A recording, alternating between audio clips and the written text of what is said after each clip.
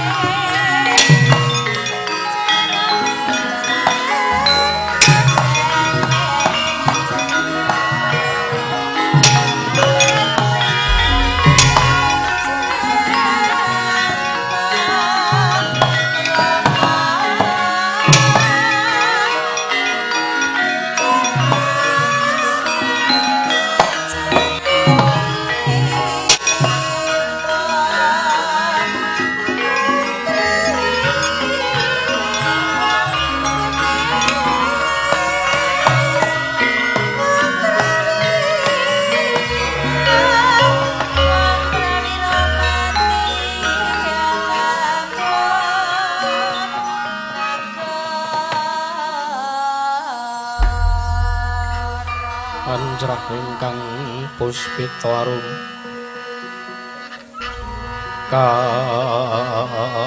kasilering samirana mrih Om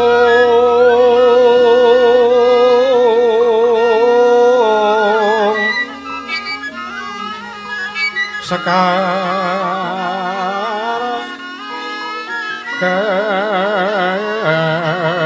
kadung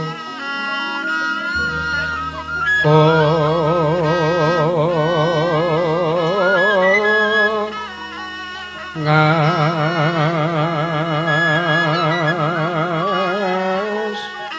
gandanya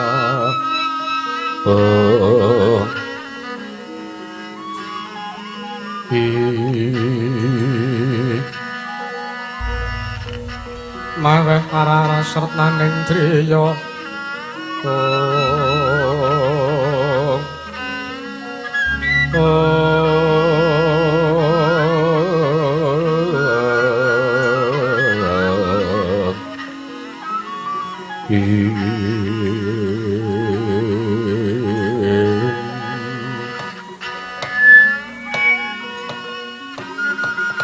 jagat pangestu para wayah Bathara jagat nun mangke Koko Prabu kados pundi ayi dereng ngantos puranggen kula nampi pangandikanipun Bapa Penemban Durna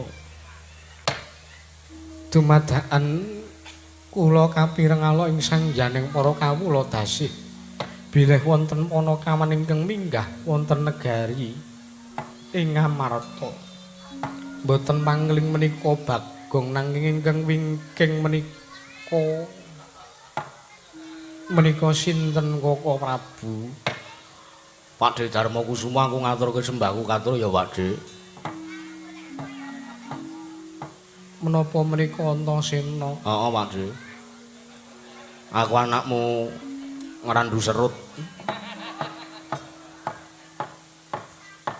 iya Antasena tak tampa Anakku cah bagus. Pangestuning makmu ngamarta wae tampanana. Iya. Tak gegem ndadekke jimat. Ora liwat prayogakna sowane Pakde. Kewalik ya, Dik. Prayogakna sowanmu Antasena. Heeh. Aku marang wis omong karo kowe ta, Truk. Piye? Pokoke nek kowe bar nyanyi dangdut, medun ki terus salen. Tak totok siramu lho, Gong. Aku ki bendaramu. Bendara apa? Hah? Kowe mae kok aku ta kowe? Aku tekan hotel 9:30, boleh mumboke jam 2. Menungsa apa kowe? Ayo tak kira nek kowe iki tekan hotel engko terus rada sore ngono ya, Gong. Ora, padake kowe apa piye? Aku ki cah tertib, Pak. Diboke 1:30. Aten aku tok terlantarke aku. Ayo wis. Matur apa entene? Ponokawan Bagong padha kanthi slamet sowanmu. Pinayunganing kawidadan kalis ing Rubeda Nirbaya Nirwikara. Sowan kula tebih saking Rubeda. Kepareng kula ngaturaken sembah sungkem pangabekti kula kunjuk wonten ngersanipun Sinuhun Prabu Darmawarimin. Bismillah. Darmakusuma. Sinuhun Prabu Darmakusuma ing negari Ngamarta. Ya Ponokawan Bagong. Tak tampa ora liwat pangestuning sun wae tampanana. Ayo nggih. Sampun sanget anggen kawula mundi dadosaken jiman. Ponokawan Bagong padha kanthi slamet sowanmu.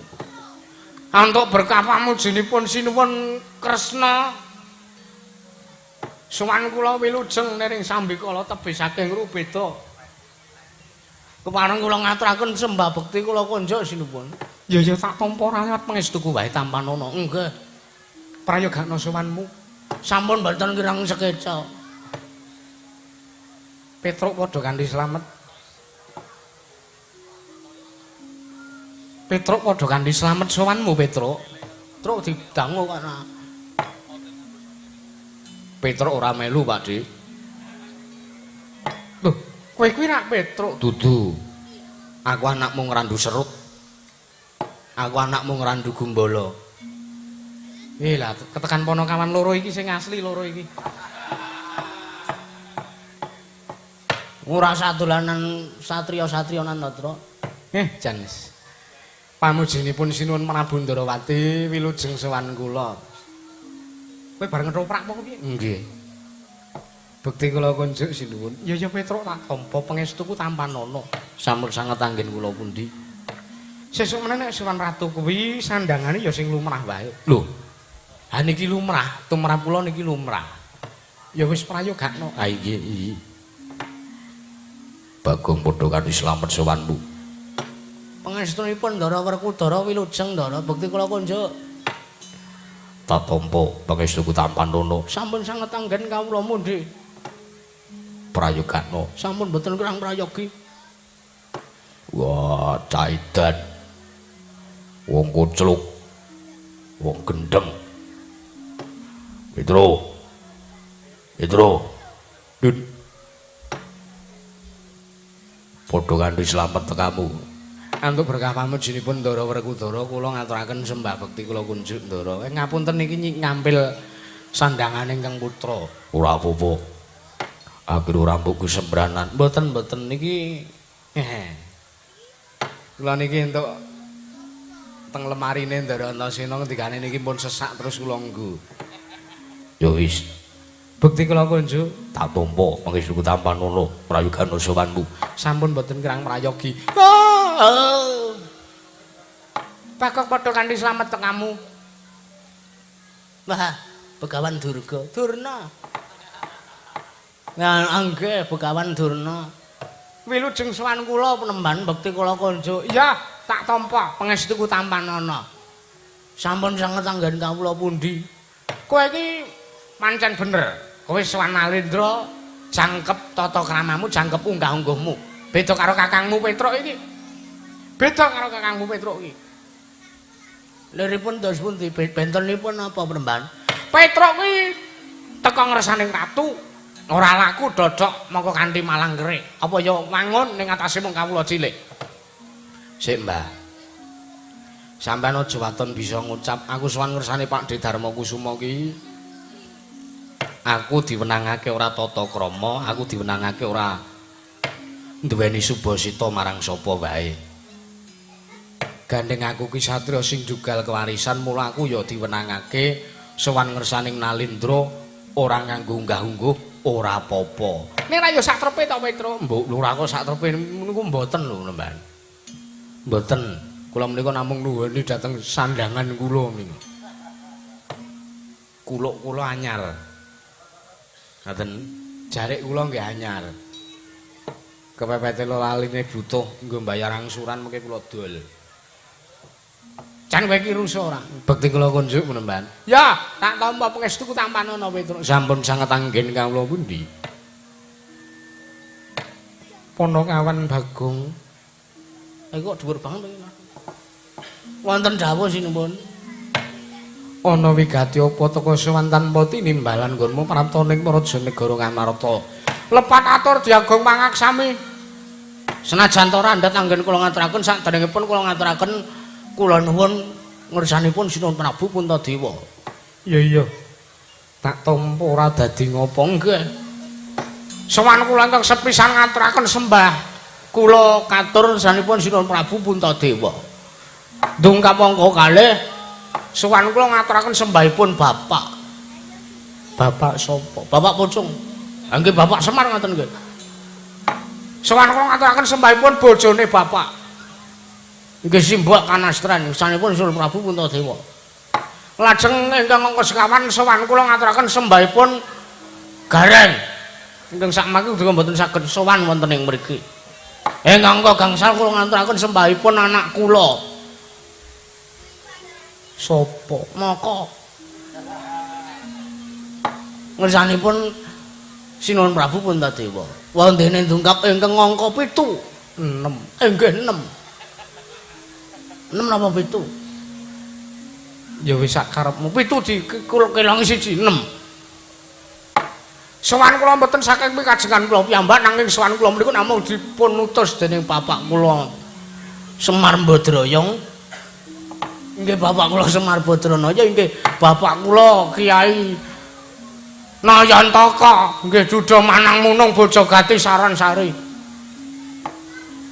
Samangke utusan kelawan ingkang abdi pun Ponokawan Bagong kaliyan Petruk kapurih sowan tresanipun Sinuhun Prabu Puntadewa ingkang saperlu nyuwun ngambil wujudipun pustaka Jamus Myang Jimat Kalimasada wandene menapa ingkang dados wigatosipun samangke bapak menika nggadahi gegayuhan sing pun bola-bali dilakoni kalih bapak sing pun bapak niku pun wah wis ora iso diitung jumlahe ping pira wae.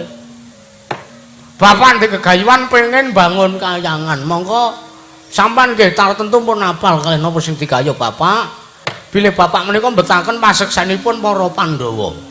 Pramila sowanipun ingkang abdi pun Ponokawan Bagong menika waleh-waleh menapa namung badhe dados lidah sinambung aturipun Bapak nyuwun ngampil wujuding pustaka Jamus Myang Jimat Kalimasada sekalian samangke kula badhe amboyongi dhateng rawuhipun para Pandhawa gangsal jangkep mboten kenging cicir supados rawuh teng pedukan kang kadempel nyekseni gegayuhanipun Bapak. Mekaten atur kula monggo kesanggenipun badhe nampi tresanipun Sinuhun Prabu Puntadewa. Ngajeng Siti Gong Siti Tanaya.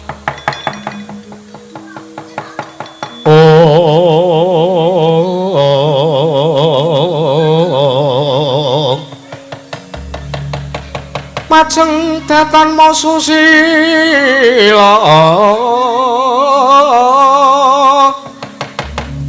mijil tukane Sang Narpati ponanggarot kanan riwe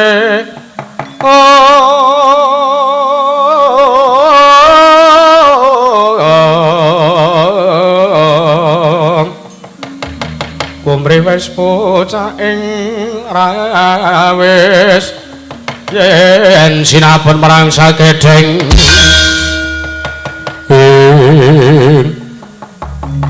oh Oh lole kentos aru gembal manyor-manyor do ning dungkul wana alas dadi wana. Oh menungsa ora tatanan. Ning atase kowe mung sak derajate batur wae lha kok teko delangap-delangap ucapmu. Durwili kaya grojokan terweteh kaya petet sewu nembo pategalan. Bagong. Wonten dawuh penemban. Muni piye kowe mau? Kowe mau muni piye? Nggih muni biasa. Kula menika santersanipun Sinu Prabu Puntadewa ngaturaken wigatosipun Bapak. Wondene anggenipun Bapak utusan kalih kula kalih Petruk niki kapurih nyuwun ngambil wujudipun pustaka Jamus Hyang Jimat Kalimasada. Minggira. Ngapa? Iki bagianku. Nan lho terus ora kisruh lho kowe. Ora kisruh sing biasane kisruh ki kowe. Kowe saiki ora usah kisruh gandeng. Kowe saiki wis madegus. Dus kowe kok Gus. Ngene mikir kene. Engko nek dadi Karangabang aku wae sing nandingi wis ora. Pasrahke karo satriya ngrandu ngreges. Raden Antasena. Sik, Mbah. Nek sampean kaya-kaya ora trima karo apa sing diaturke Bagong mungsuhe dudu sapa-sapa. Ning mungsuhe putumu dhewe. Ah, kowe ya Petruk kowe wong edan wong gendeng wong kenthir kowe. Kowe mbelani karo adimu Bagong, kowe mbelani karo bapakmu Semar Badranaya. Lho nuwun sewu. Anane Petruk kalih Bagong sowan teng negara Ngamarta niki kula ajeng kepanggih kalih Sinuwun Puntadewa. Gandeng sakmangke pun kepanggih kalih Sinuwun Ngamarta. Kamangka Bagong ugi sampun ngaturaken menapa ingkang dados wigatosipun. Pramila maripaksa nadyanta sekeranjang koplak ngendikane Begawan Durna. Gandeng sampean ora duwe wenang tumrap pustaka Jamus Hyang Jimat Kalimasada. Mila keng saking menika omongane Begawan Durna ora tak rungokke, omongane Durna ora tak gatekke. Ning aku ki dadi gurune para Pandhawa, nanging aku dadi gurune para Pandhawa. Pandhawa ki sing menehi ilmu Begawan Durna. Dudu kok Semar, dudu kok Petruk, dudu kok Bagong. Lho nun sewu. Perkara ngilmu menika rak perkawis intern. Tegesipun perkawis intern menika mboten wonten sambung rapetipun antawisipun Begawan Durna menehi murid karo para Pandhawa, mboten enten sambung rapete kali Semar lek arep bangun kayangan. Cobi sampean penggalih. Bapak niku arep bangun kayangan niku sing dibangun kayangan negara Ngamarta ora kok kayangane dewa niku mboten. Luwih-luwih kanan negara Ngastina niku mboten ajeng digatosi kalih bapak. Merga nuwun sewu. Bapak niku dadi pamonge para Pandhawa pun suwe. Bapak niku momong kaliyan pun para Pandhawa mriku pun dangu. Pramila bapak kepengin males budi recanipun para Pandhawa. Lah sranane mung badhe nyuwun ngambil wujudipun pustaka Jamus Hyang Jimat Kalimasada. Petruk wonten dawuh. Kowe durung ngerti apa sing dadi wigatine kena ngapa Begawan Durna? Sawan ana ngersane para Pandhawa. Lah kirangan, lah niku perkarane sampean karo perkarane para Pandhawa. Ngerti ya? Anane aku ora nrimake yen to kowe kelakon mbayang wujuding pustaka Jamus Hyang Jimat Kalimasada sepisan. Derajatmu ming batur. Bapakmu ki ming derajate gedhi bal 17, wong elek nyolok mripat. Mung derajate ngono kawan kok dadi delangap-delangap ucape arep miwiti bangun kayangan. Ping pindhone anane Begawan Durna sowan ngersane anak Prabu Puntadewa ki sepisan arep nyuwun ngambil wujute pustaka Jamus Hyang Jimat Kalimasada ping pindhone. Aku uga bakal nyuwun ngambil wujuding Sekar Cangkok Wijaya Mulya mula praptamu kalah dhisik karo Begawan Durna.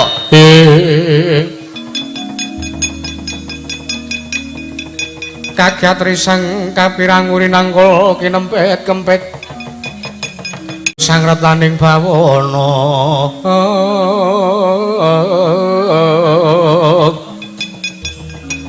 Oh nggih nek ngaten iki sampean ora diwenang ngundurke karo Petruk merga sampean ning kene dayoh aku ning kene ya dayoh. Banjur karepmu arep piye? Yo terus terang wae Mbah. Aku ora seneng nek sampean arep mboyong wujuding pustaka Jamus Hyang Jimat Kalimasada karo Sekar Cangkok Wijaya Mulya.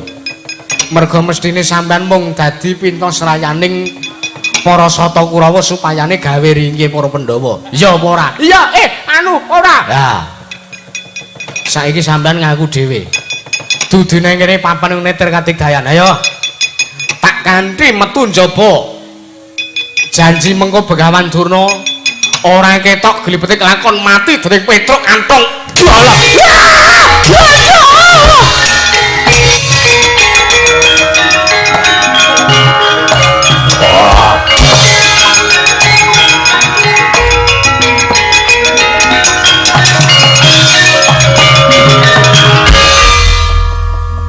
Pun nggih kula nyuwun pamit. Lah kok teko dadi banjur klepat njaluk pamit. Kula niki mengke nek nyuwun dhuwit mboten diparingi. Kula nyuwun harta mboten dipun sukani. Wong pun adat sabene ratu nak. Napa niku jenenge sebo. Nganten kaya pasewakan niku ora-orane gek ngastodit. Ya wis sakarepmu Bagong. Wonten dawuh. Ya mung kowe tak masahi tanggung jawab. Aja ngasih sak mengkono karang abang ingkang dumadya ning Praja Negara Ngamarta. Liripun Antarane Bapa Penemban Durna kelawan Petruk Kantong Bolongajana nganti ana paperangan. beres. Mengke anu to musyawarah to. Iya, Nggih. Maka jaman sakniki wong musyawarah niku nek mboten enten salam tempele. Niku ora sida dadi. banjur karepmu. Anggih mriki. Kok ya sidole meres ratu. Sak geleme dhewe ya wis nyoh. Nah ngeten gene ya duwe ra. Memang ratu kok ringkih. Ratu meneh duit kok mung 20.000. Dikira iki taun 90 apa piye. Nggih, Pon. Nek ngaten kula nyuwun pamit dlandul nyinyo. Ponokawan edan sak geleme dhewe Koko Prabu. Wonten dawuh Yayi, sak mangke kula nyuwun pangandikanipun Koko Prabu Ndarawati. Wis saken dawuh.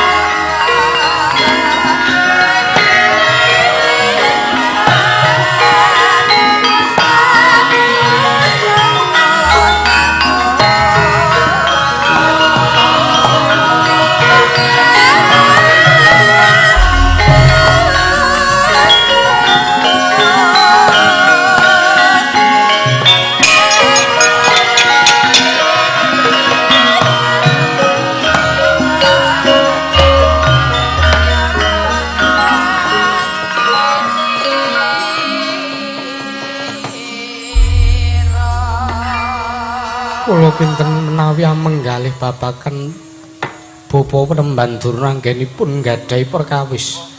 Kaliyan pun Ponokawan boten badhe wonten rampetipun. Kersanipun Yayi Prabu.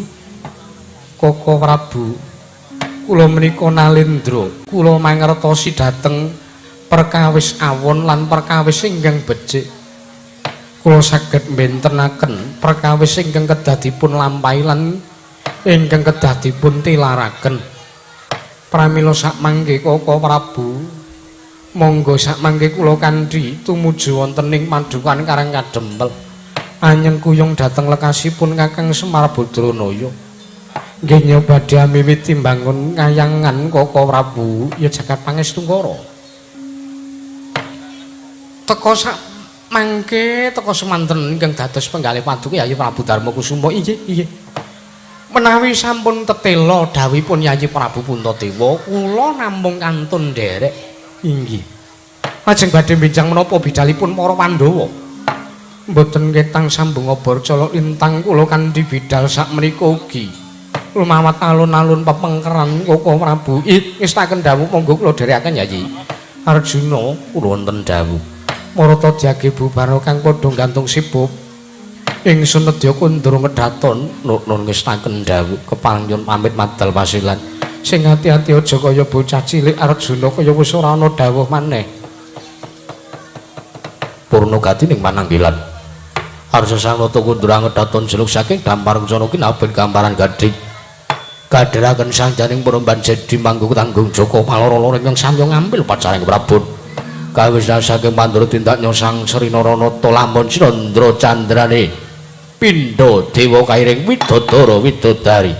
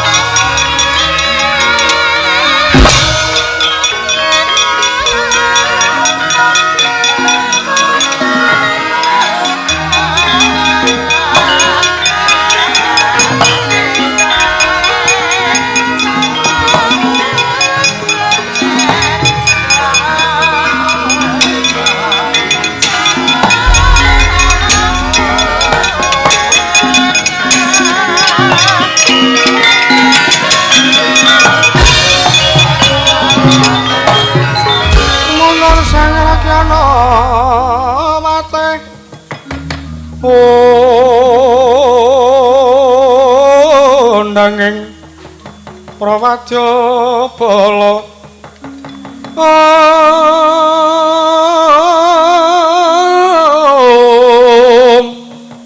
kok sur tampur miyang suli ing pepandhen dalutek bandera kakandha mawarna-warna Indra Jaladhyana Sri Kawuryan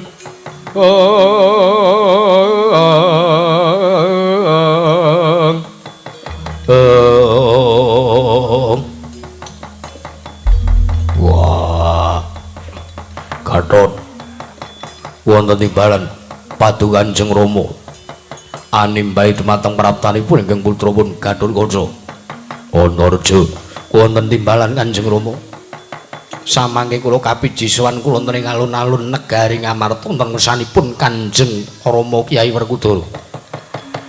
Gojlok. Apa, Pak? Wah, aja kaget. Anane Werkudara nglumpuke karo lancur-lancur Pandhawa. Ingkang sepisan aku arep njarawani wigatining pasewakan negara Ngamarta. Atus Sudi. Menapa sekintenipun wonten sawijining perkawis ingkang sakmangke ngembet dhumateng karajan sanggya para kawula tasih wonten negari ing Ngamarta Kanjeng Rama. Perkara kuwi mengko tarembegari jalaran tlonjonge bakal mrunu. Nanging mangertiya anane Werkudara nglumpuke lancur-lancur Pandhawa merga ingkang sepisan Durna kuwi dadi wong tuane Werkudara, Durna sing tansah pendhek ilmu karo Werkudara. Wonten sambung rapat menapa kaliyan Kanjeng Hyang Durning Sukalima? Ening sambung rapat apa, Pak? Karo Simbah Durna ing Sukalima. Ngerti ya. Anane Durna rawuh ning Prajanegara Ngamarta. Merga sak mengko arep nyuwun ngambil wujuding pustaka Jamus Hyang Jimat Kalimasada. Ingkang bakal digunakake syarat sarana tumbal wadaling Prajanegara Ngastra ketampan pagebluk Bisane Waluya nirmala temajati lamun tinumbalan wujuding pustaka. Nalika semono pengangkahe Durna bapakku ya Durna yangmu. Panjenengane bakal sowan ana ngersane Jlitheng kakangku Ndarawati. Wigatine bakal nyuwun kampil wujuding Sekar Cangkok Wijayamulya. Ingkang keduga dadi syarat srana uga tumrap negara Ngastina ing Taman Pagebluk. Bisane Waluya yen to ora ketang tulung kedheping meninggal tinunggon wujuding Sekar Cangkok Wijayamulya. Durung nganti parep kakangku menehi dawuh pangandikan. Durung nganti matur ana ngersaning Durna bapakku. Bapak nglayani jejelan usuli praptane Panakawan Petruk lan Bagong. Ingkang matur lan ngandhaki yen to dipol kakangku ya Semar Pudrana ya samengko bakal miwiti nggone bangun kayangan. Wah, lewurku Dara ora nrimake. Ora kok mergo Semar ingkang duweni gegayuhan bangun kayangan. Kabeh perangane para Pandhawa klebu Werkudara ngerti lan aku go nyarujui yen to pancen bakal kelakon. Nggone Semar Pudrana ya bangun kayangan. Nanging sing gawe runtik atine wong tua Mujadipati, Letot, Antareja lan Antasena. Wah, samengko Petruk wani ngeplak karo Durna bapakku kanthi tiba kalenggah dilarak-larak dipulosara dening Panakawan Petruk kantong bolo. Mula kang saka kuwi anane Werkudara nglumpuhke lancur-lancur Pandhawa wigatine ora ana liya kejaba. Kowe kabeh wong tak suwi supayane budal ngrangget karo Petruk. Mergo Petruk wis wani karo Werkudara. Petruk wani karo Durna, padha karo wani nantang karo Werkudara. Kaget risang kapirang uri nangkul kinampet kempet. Dosang retnaning bawana. Oh. Waduh nuwun sewu. Kanjeng Rama Kyai Gathotwi. Menawi sekintenipun boten wonten pangapunten dhumateng pun Panakawan Petruk kalian Panakawan Bagong ingkang sakmangke wantun kalian Kanjeng Hyang Durna. Mesti mawon wontenipun Petruk wantun kalian Kanjeng Hyang Durna menika mesti mawon wonten jalaran lan sababipun. Kenging menapa sakmangke para lancur-lancur Pandhawa parikedah merwasa lan ngunjara dhumateng Panakawan kalih menika lepatipun menapa? Perkara lupute Petruk ora sapa jarwani. Kowe iki bocah nom. Kowe bayi wingi sore. Wah, urung iso mbedake ndi sing bener lan sing luput. Sik, Pak. Nek sampean wektu dina sak mengko iki dawuh karo anak-anak Pandhawa, dawuh karo Antasena sing gedhe pangapuramu. Antasena wi.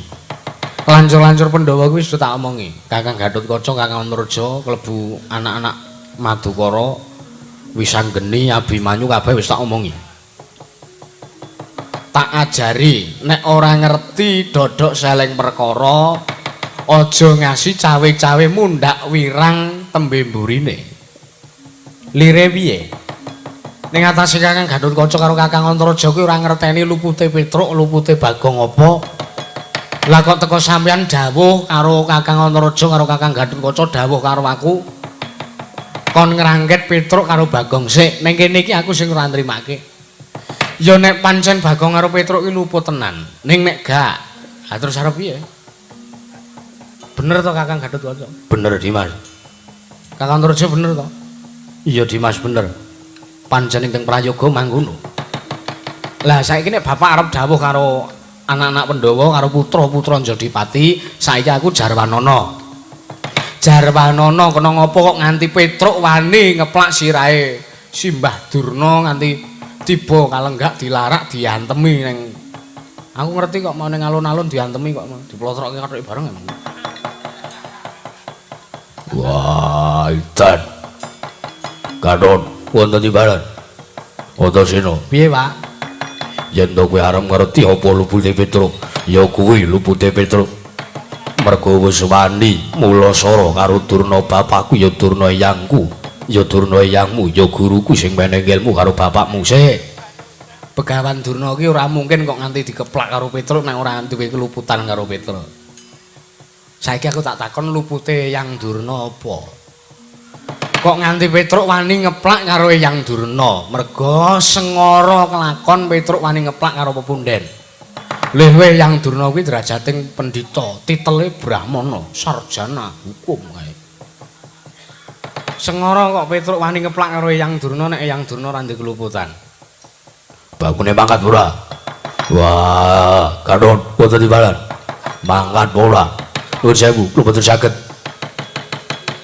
boten saged ngayahi menapa ingkang dados dawuhipun Kanjeng Rama Ki Anjadiwati menawi kula boten mangertosi dodho saling perkara wah yo nek kowe ra saguh nglakoni dawuhku kowe dudu anake Werkudara hei senes putranipun Satria Anjadipati boten patheken wonten rejo wonten imbalan budal Petruk karo Bagong dirangket nuwun sewu Kanjeng Rama menawi kula mboten kateges rubuh gedang kalanaturipun Yayi Gatotkaca nanging menawi kula mboten mangertosi dodok seleng perkawis mboten mangertosi sabab lan jalaran Petruk keduga wantun kaliyan Eyang Durna paripaksa kula mboten saged menawi kedah nglampahi dawuhipun Kanjeng Rama minggat wah duduane Werkudara iki sanes putranipun Raden Werkudara nggih sanes mboten napa-napa kula mungkin tak dados putrane Raden Roni mboten napa-napa. Mesti ajar-ajaranmu. Heeh, nek sampeyan arep ora trima ngono apa piye?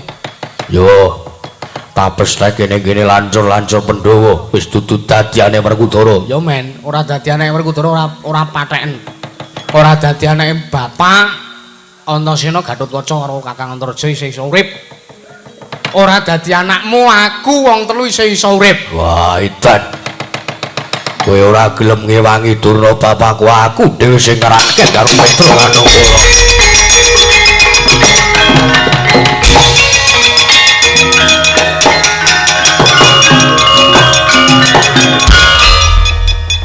Wes, bapak ki nek ora digawe kaya ngono kae ora iso mikir. Ora iso mikir lire piye Dimas Coba to. Dumeh gurune wae kok terus rumangsane sapa-sapa arep diluputke rumangsane gurune iku ora iso ndek keluputan ngono apa piye? Ngaku-ngaku dadi ponakane sing gawe urip. Kang, apa? Kakang Antareja, Apa Dimas? dikeke mangsane digelak wancine ponakan Petruk karo Bagong diayomi. Yo, aku manut aturi Dimas Antasena. Lah iya, manut ora manut apa tak ketak ngono.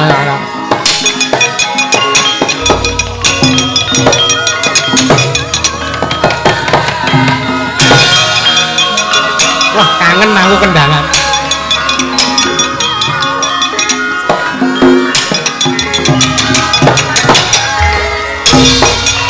Wis suwe ora tau dikendang.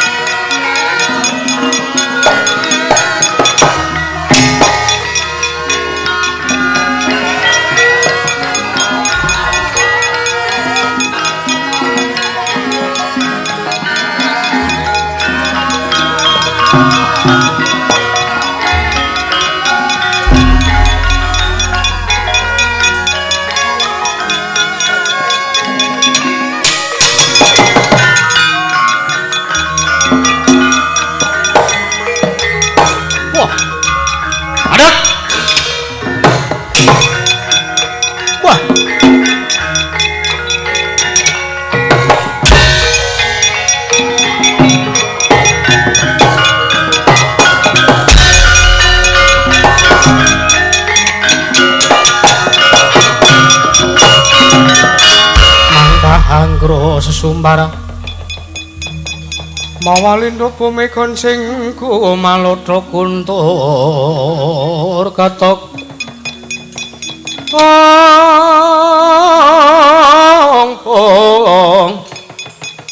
lumembak penyunira kumambang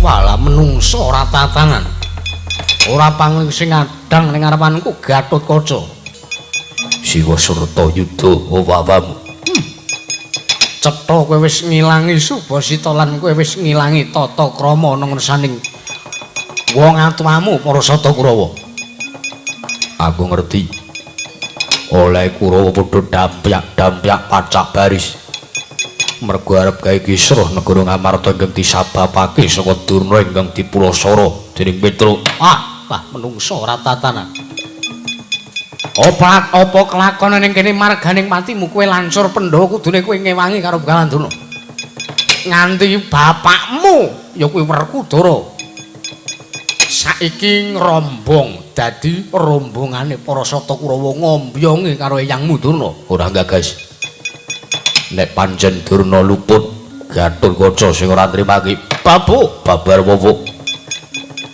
Lena pangindamu kowe ora minggat saka pengarepanku tak candak sirama kepuk diadam kelon ning kene margane matimu Singalena prapting lalis Siwa Surta Yudha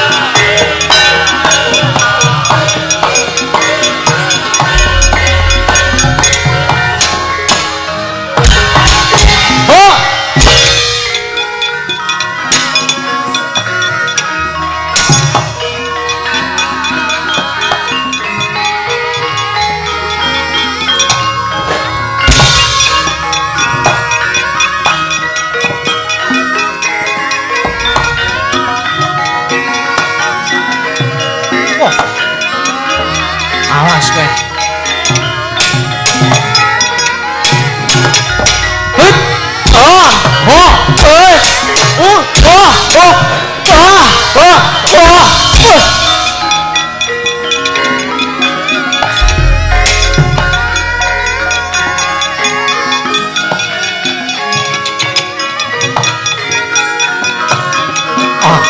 mati kowe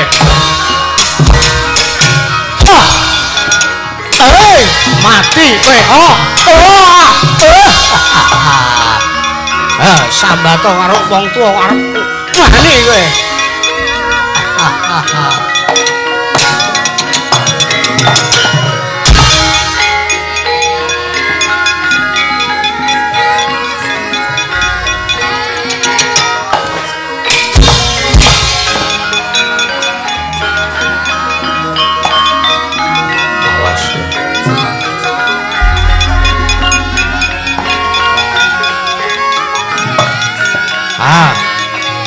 Ger kowe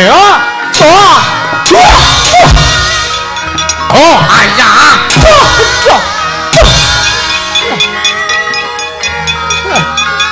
mati aku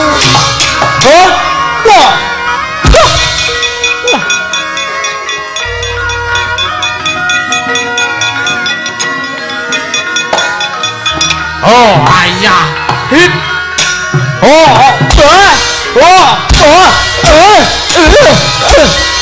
ora pedus sih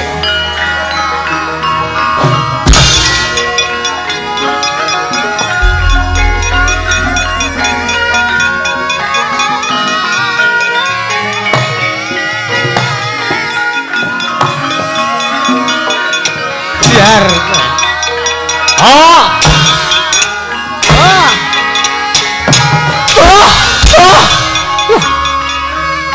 to.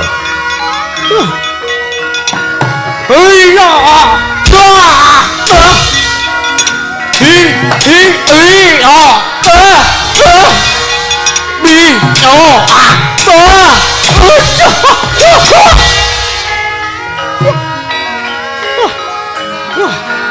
Untung tak gapit iki kene. Ora tres remuk.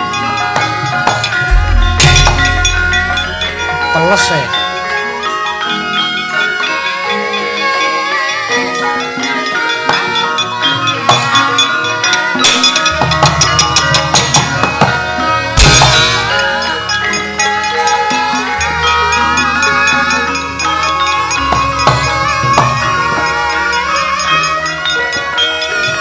Mati.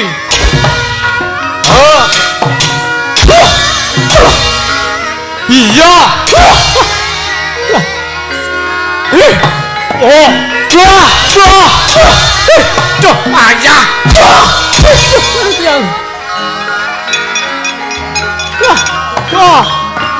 Dar aja minggat.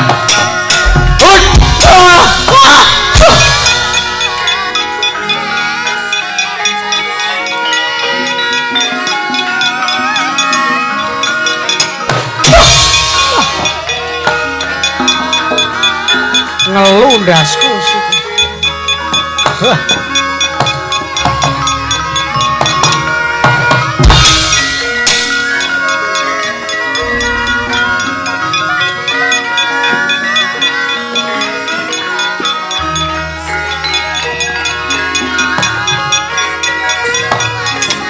Biar kowe. Iya, ha.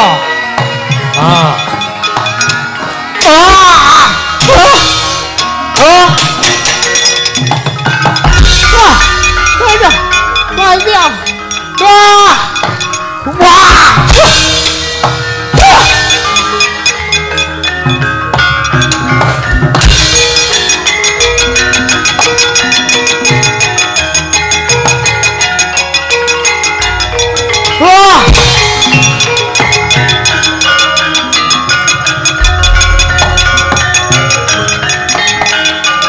Her.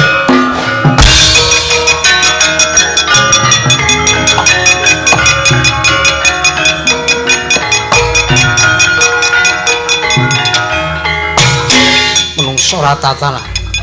Jebul Setyaki kowe uga mapan ning negara Ngamarta. Surtaya apa ta? Ayo. Kowe arep mulasara karo Mitra Bagong Setyaki sing ora nrimake. Wah, menungso ora tatana. Ora minggat saka ngarepane para sata kuwi lakon tinjung anggeran nyawamu tibakno pecah siramu.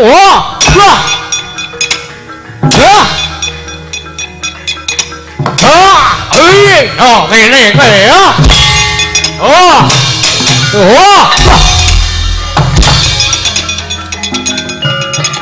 mati kowe.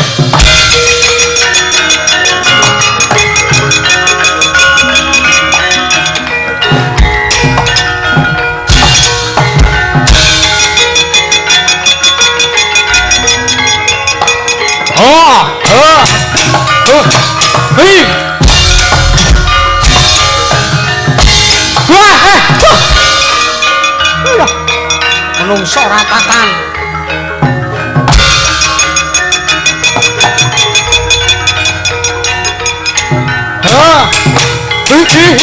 Jar. Ya. Jar.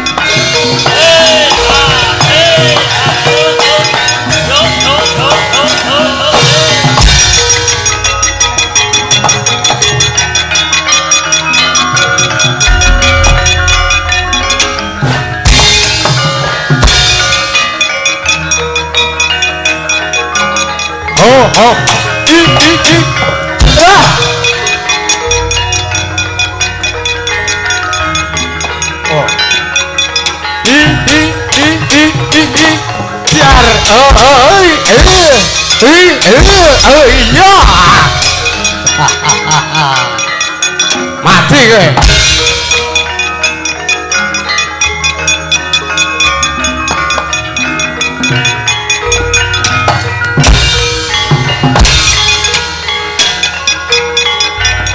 Ôi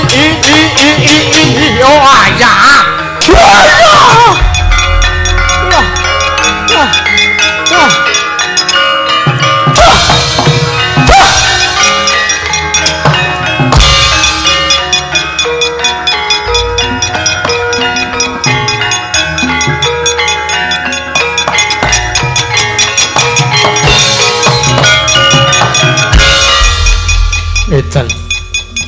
Waduh. Mati aku. Serta yuda ra pangling nggih, Mas. Lah iya. Lah iya. Kowe kok ting sirahmu kok ting bedusul kaya ngono nang apa? Waduh. Pejah, Mas. Mati kena ngapa? Wah. Mboten nginten babar pisan. Petruk menika ingkang ndombengi. Ndombengi apa? Ndombengi menika ngewangi. Ndombani ra kok ndombengi. Kuwi basa apa kowe? Ingkang ngewangi ndombani kelan pun Petruk menika jebul para lancur-lancur Pandhawa. Ha iya aku ya roh, Kak. Lho sampean pun mriksa. Wis. Kok mboten ngendika mboten sanjang kalih para Sata Kurawa. Ngene tak kandhani malah durasi da perang. Mungsuhmu sapa? Oh pinanggih kan Gatotkaca, Man. Lah ya ramu kalih. Sirahmu teng penyonyo kaya ngono terus gulumu tengeng. Walaidan. Wah. Pun ajeng tek-tekan nika sirahku napa cengel kula dicekel terus diuntel wer ngaten niku. Wah lorone ora jamak-jamak. Kana mundur. Nggih, Man. Kayak pijet kana. Nggih. Pijet. Kene akeh. Kayake akeh sing do kalah iki kayake Kurawa. Pejah, Man. Surtayu. Oh iya. Kowe kok abuh bun-bunanmu keneng apa? Wah. Niki to, Man. Heeh. Tak kira nek kowe nganggo helm, sampean iki kok. Helm napa? Niki luka, Man. Luka piye? Mungsuh kula Setyaki. Setyaki barang iki neng to? Wah nggih wonten. Wong Prabu Kresna niku tumut seba wau. Mesti rak nggih Setyaki rak nggih nderekke kalih Ratu Ndrawati. Ha iya. Ha nggih. Mungsuhmu Setyaki, Man. Kula nyaut gada mriko nggih nyaut gada ning pas kula lena leh dheke nyaut wekasan kula ora ngerti sangkan maraning bilahe gada keprok kowe sirah kula tar wekasan bun-bunan kula abuh kana mundur nggih tambake nggih golek aranda lho kan ngijapi ngono kan ngidani bun-bunanmu kok mari kan sampean ku sing anu ora. Iki sapa iki sing urung maju? Kayake mengagi ana wong loro sing maju. Lho, Bang. Durmagati. Lah iki. Kene maju kene. Lho, iki juga. Lho kula niku jeneng diparingi gawean kok pun ajeng tancep kayon niku lho pripun? Ora ana wong arep tancep kayon. Nggih. Maju, Man. Ya arep maju. Maju. Wis ngerti mungsuhe. Jrek. Mungsuhe sinten? Mungsuhe ora ana liya anak-anak Pandhawa. Alah, lha kok ming ngladeni bayi-bayi. Setyaki ya eneng. Nah, niku kula lawani, Man. Lho. Kowe ngremehke anak-anak Pandhawa jare ming bayi-bayi. Lah nggih. Lah niku anak Werkudara kabeh. Kamu Werkudara men ngelombong kula apa kok. Werkudara niku tak men ngewangi Bapak Drona to? Heeh. Lah kok anak-anake malah ngepluki kulawan niku kalepe pripun? Ya mesti ana sim komunikasi ana apa? Sim miskomunikasi. Lah sampeyan ning ndika iso dipikir lho lameng waton ngomong ana. Arep maju. Mboten. Ndejare kok kowe wis gawe tato barang. Tato niku lak gambal man ceni. Tato niku ceni. Ceniningan ceni. Seni. Nah niku. Oh ampun kula tato lengen kula ngenten iki copo sing wonten kalih kula. Oh ya nek ora enek sing wedi, ora enek sing wani karo kowe ya kana maju kok. Lah mbok wegah. Wis tatonan barang ngeten nggih, Man. Tato niku senes cimbole wong gentho, wong bedagalan, wong medeni niku mboten. Ning kula niki nato lengen kula mlego kula seneng kali gambale, Man. Oh, nggih. Terus kula abadikan teng kulit, teng awak kula. Oh iya, kek arep maju. Mboten, Man. Mbok yakin kula mboten aja maju kula. Terima bobok mawon kula niki. Mungkin bal gola-gola ajeng tumut mboten sampean. Nyanti, teng alas kula. Aku arep ngopo wong tuwa kok arep tojak rono kene. Lho, mbok menawa sampean butuh nomel, wis mah. Kowe ning kono ki ra kena neka-neka. Nggih pun. Nderekke nek arep rono nggih. Ngeten niku. Pila-bola kula iki nek arep pelang malah dipenging ngoten lho. Iya ya, nggih man-man tenagane sampean kok lah. Yoga-yoga cemene wis do kekecelan kabeh. Apa? Kekecelan. Wis sak geleme dhewe ora citon. Kuku kula wonten dawuh, Man. Weh lah. Prai lehmu manjak. Prai. Maju perang. Nggih. Mumpung suwe sinten, Man? Mung suwe Gatotkaca Antarjan Lasena. Malah tak sawang Petruk mau kaya ya melu ngepruki Kurawa. Lho. Sampeyan niku dadi pengarep ora iso menehi contoh sing apik. Ora iso menehi contoh sing apik piye? Sesampeyan dawuh karo Kurawa kon maju perang ning Kurawa urung tau ngerti tandange sampeyan. Terus karepmu aku kan maju perang. Lho lha nggih. Ya. Ning nek wis aku maju perang nek umpama aku menang kowe maju lho. Lho. Mboten ngaten, nek sampean menang nggih empun. Lho kok wis piye ta? Nek sampean menang nak Kurawa nggih menang kabeh. Wong sampean iku pengarepe Kurawa. Kowe nek kon nyontoni aku perang ya ngene deloken tandange lekmu iki lho.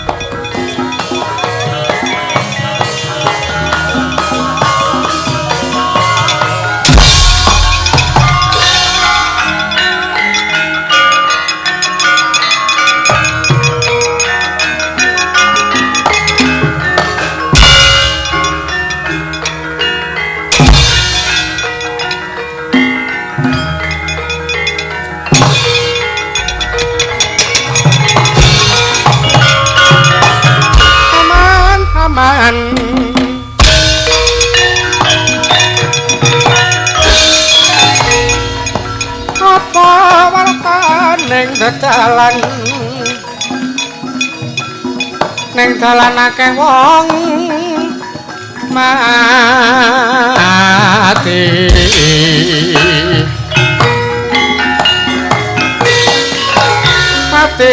keneng apa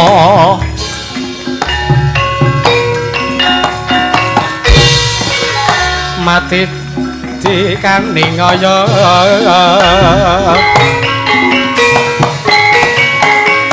sutuk coco mateng kikir Sukmanyo ilang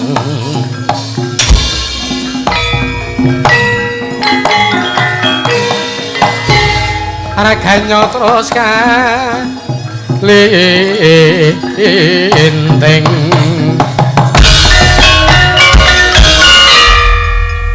Gila menungso ora tantanan ayo ngamuk Suramarata Jayamarata imbang yen padha-padha Gila kok dadi Petruk kaya dandan cara Antasena iki karo piye to wih mantap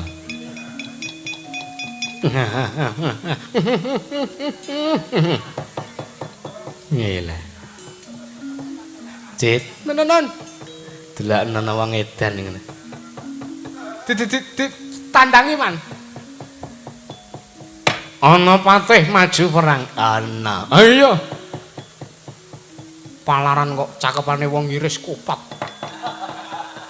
ngene tau ngiris kopat piye paman tung buak apa wertaning dedalan ning dalan akeh wong mati sing diwadhake wong mati kuwi tegese kopat mati keneng apa mati suduk sarira kopat dirajang tugel tel dadi loro suduk jojo prateng gigir tugel tel dadi loro Sukmanyo ilang kopate dijipuk Raganyo terus kalinting ting klinting mengari janure kuwi ming ada-ada cakepan wong ngiris kopat kok dienggo nantang karo Petruk kantong bolong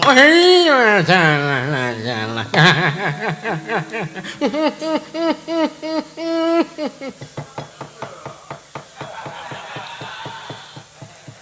asem kira tak kira aku nganggo palaran cakepane kae mau ki tak kira nek aku wis sangar berwibawa jebule kok ming diwerdekke wong ngiris kopat iya dikira aku wedi karo kowe yo kanandangi cara piye kowe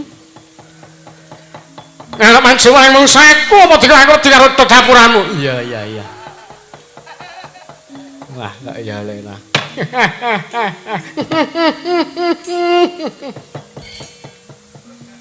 ngarep ngladeni tandange Patih Sengkuni. Yo, nang kene.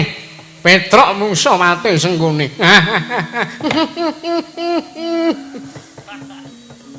Pelak gamelane pelak. Ngene kok ora. Ya. Apa dikira aku ora wedi mungsuh dapurmu. Yo, ning kene papan netar kadang kira-kira Petruk Patih Sengkuni sing mati. Ya, tak pestekke kowe mati dhisik.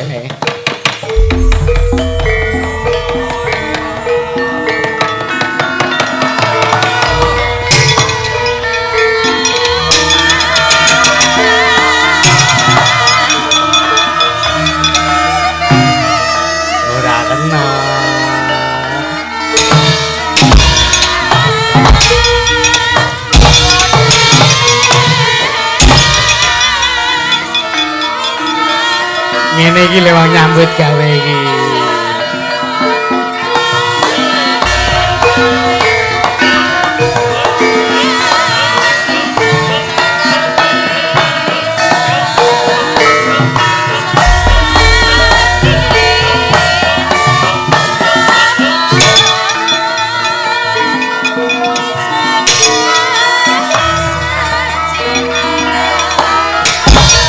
Ruwet nganggo sandangan satu ya kowe.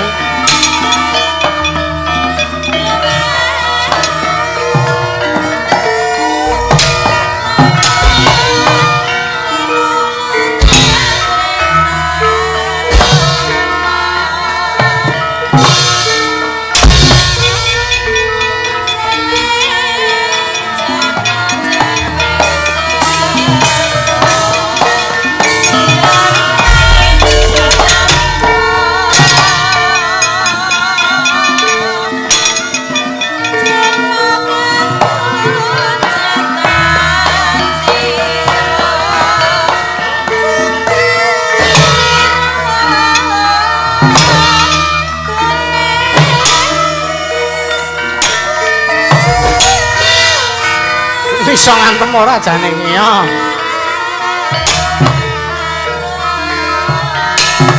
Yo.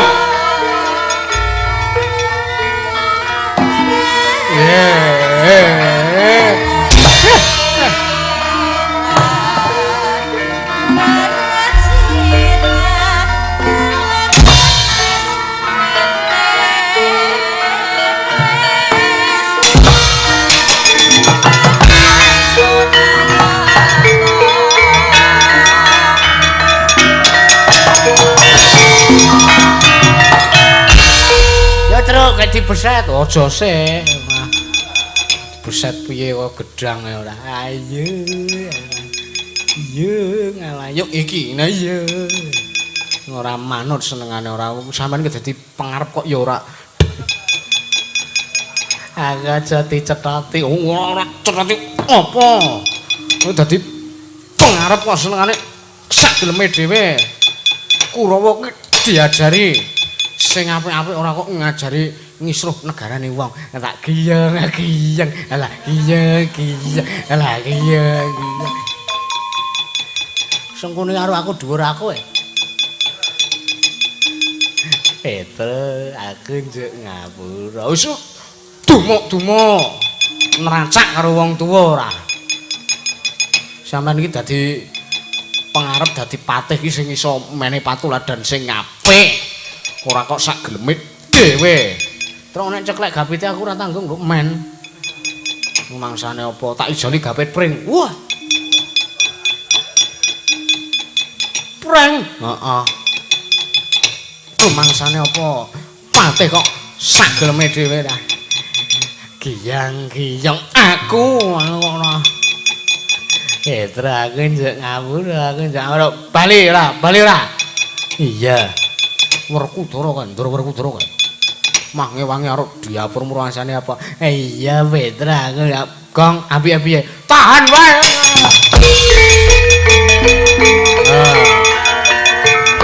Giyang.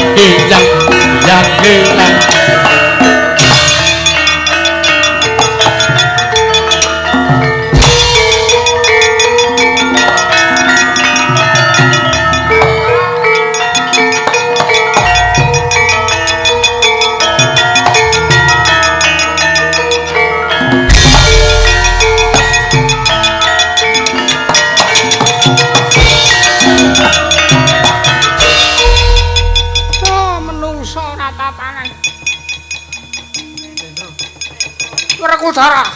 Durna bapakku apa? Delakan kae. Yo delakan. Kahanan negara ngamarta kok dadi morat-marit kaya mangkene. Wah, edan. Mesti wae iki pokal gawene lancur-lancur pendho. Sing padha bali lo mergo ora gelem tak dawuhi ngrangget Petruk karo Bagong. Wah, menungso ora tatanan. Werkudara. Apa? Werkudara, sawangan kridane bapakmu. Ora-orane mengko iso kalah musuh anak-anakmu. Deloken wong tuwa bakale punggul samu barange. Yo, tak sawang kaya ngopo kridamu. Mengko nek ketemper yudamu Werkudara sing bilani. Oh. Anggepe apa? Manus maning jajalan strukane boleh strayoli binatang. Menungsa ora tatanane. Oh, antase nantar jekane cocok kowe musuh mbahmu sing ora iso menang kowe.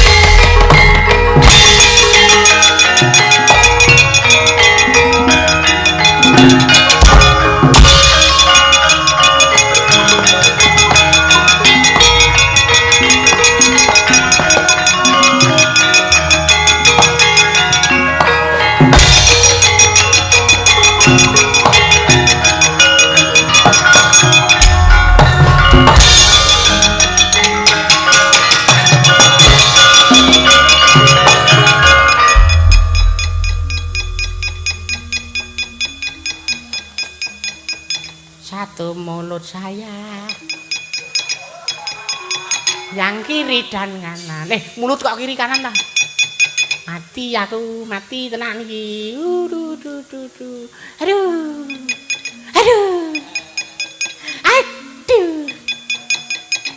Aku temu Siti Aki kok kaya ceritane Genzi karo Seri Jawa.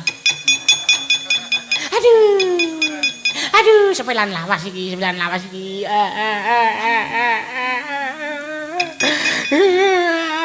Werkudara. arep ngapa kowe malang krek kowe arep ngapa kowe? Ayo, iki tangane gek ngantem aku. Iki tangane gek ngantem aku. Tuk ngono. Gage.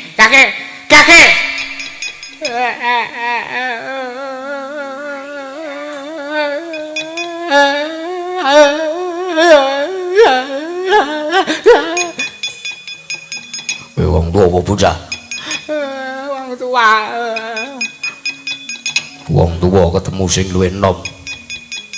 Kudune kowe gelem ngandhani karo aku, ben aku rasa geleme dhewe. Kowe ketemu karo Setyaki, kaya-kaya ketemu karo Bathara Yamadipati. Aduh, kok katokku teles ya iki ya. Tuwek ngompolan. Wis lumrah. Ayo, Kurawa. Gelem kok peringgake ben ora mapan ing Ngamarta ora? Gawe kisruh kanar Guru Ngamarta Setyaki sira atrimake. Nek kowe ora trimo aku ya ora trimo. Padha.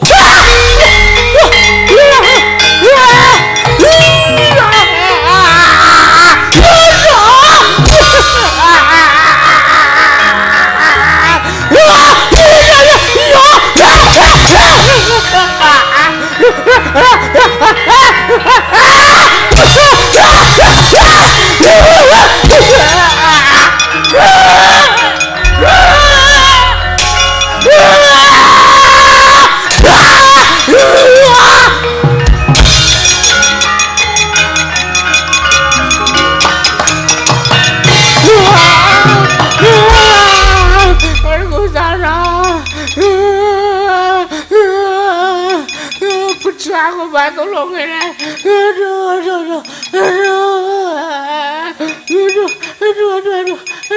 Sabar.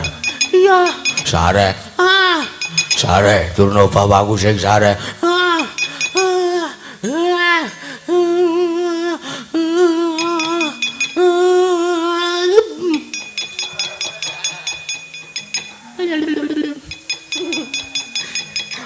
Wong edan ora. Wong edan ora wong tua kok simi. Kowe nangis ora meneng-meneng. Ngopo? Setyaki Werkudara, Setyaki. Ngopo Setyaki ngopo? Bungkek ngopo? Wani karo kowe? Wani kok. Aduh, monggo aku ki wayang silian. Sprene urung tak balek-balekke. Ngene aku rusak piye? Ki jali ta iki. Untunge gapitku cor-coran. Nah ora ngono ora wis coklek wingi-wingi. Bungkek ngopo? Iya. Bungkek karo wani karo aku. Bungkek aku diajar karo Bungkek. Aku diantem karo Setyaki. Wah, edan. Rumangsane apa? Bungkek, kowe wani karo Durna bapakku lakon mati sing kowe.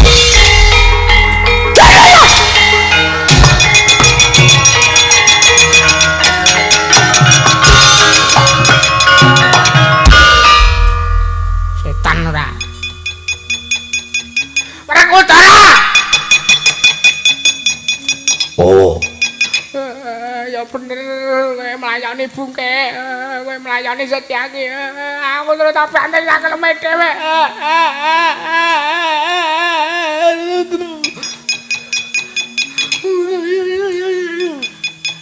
karepmu piye? Aku gendangen. Aku nek ora tau gendang modar tenan musan anak Pandhawa. Yo, Aku gendangen. Aku gendang buri.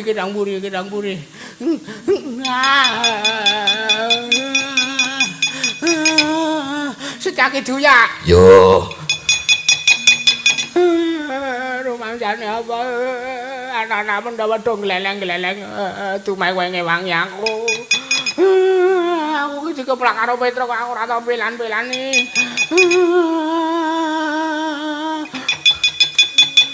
Setyaki goleki diuber, Setyaki diuber. Yo. Kok kaya mau mangkung ngidul kok mau. Karepku ada anakmu barang digoleki lho. Iya. Anakmu dikandani sing apik-apik. Aja entuk mulasara karo wong tuwa. Muri. Lemu balik telat. Kowe ning kowe tangkap Sasmita kowe apik kowe. Ora wangi Setyaki ngeplacengelku. Duya. Tiwas Duya ngidul sepur Setyaki mlaku ning ngalor. Lakir dhewe ora. Duya kaya mayune ban terbangan mau. Iya. Duya, ayo Duya. Ayo. Muri. Sama kae. Wah. Gatul gojo. Duya. Muri. Duya na. Duya. Muri.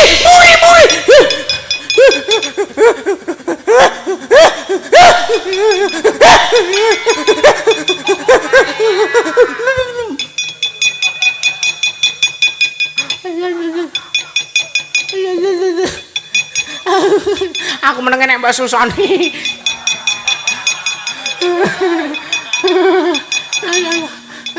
Nah, ngene madem mburi dadi aku ngerti sapa sing nguyak. Iya. Ka Antarja diuyak.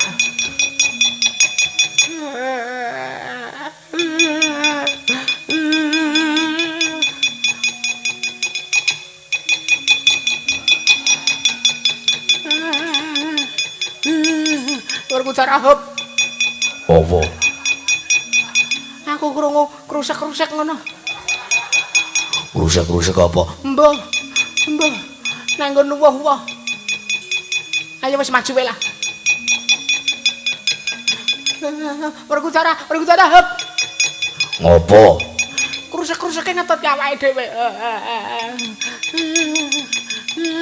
Werkudara Setyaki.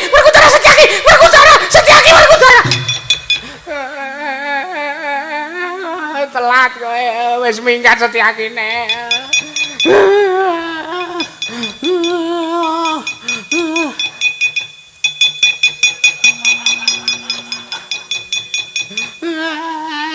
Iki apa meneh iki? Werkudara gatos kaca.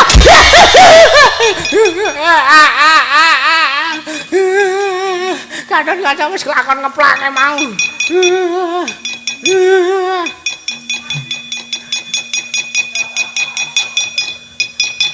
Aduh, siapa iki? Iki siapa iki?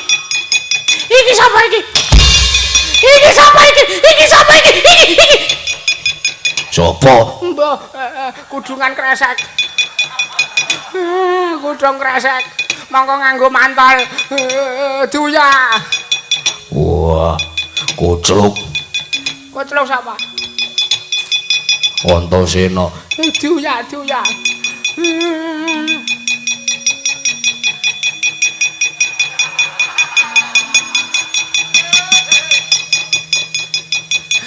Siapa iki? Iki apa nih iki? Iki barang apa iki? Aku watu aku. Werkudara. Apa? Awake dhewe ditutke watu awake dhewe.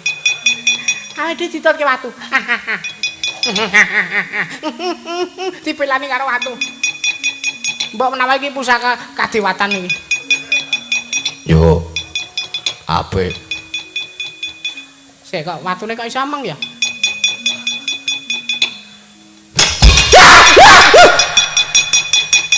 Sopo? Bagong, setan ora.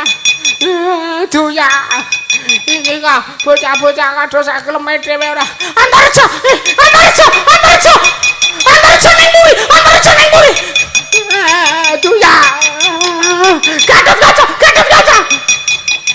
Setyaki. Antarja. Bagong.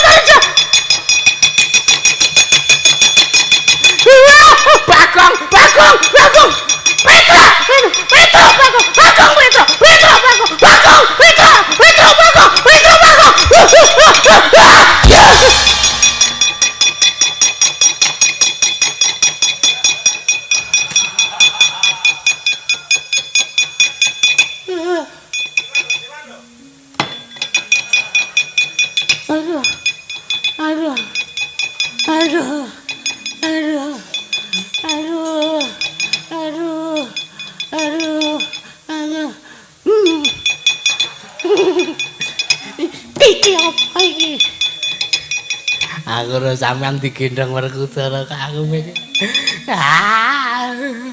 Sampean iki ngeguyu wong tuwa ora. Decune. Pripun Kakang Durna? Kurawan kok penjalin. Nek pun nekuk penjalin angge dijahit. Kok dijahit sampean iki sik. Apa terus sampean arep njahit? Kurawan kok penjalin. Werkudara kok jahit wis kesel ayame kalih kula.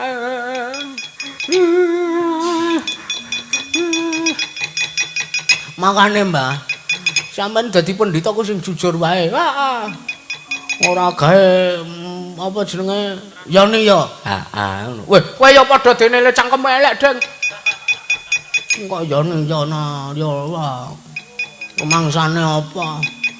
Dadi pendhita sing apik wae. Kowe barang ki satriyane, sengkune kowe ki patih, tekan negarane wong kok jak-jakan nanggepe patih wujudanmu.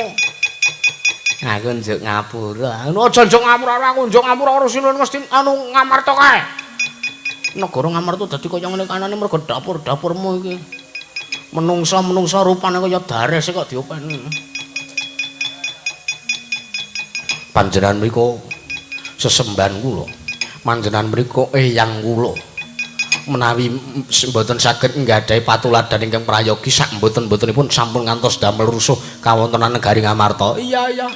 Aku wong tuwa malah mbok dunung-dunungke mbok kandhan-kandhani. Iya. Nuwun sewu.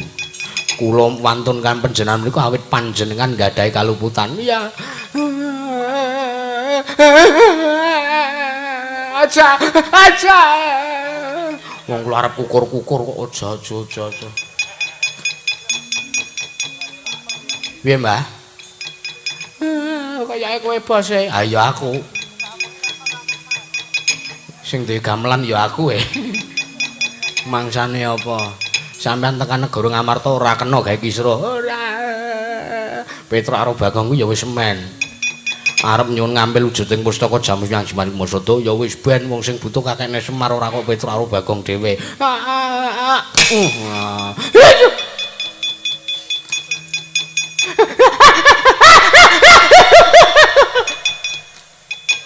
Sampeyan iki ngapa? Setyaki Depat.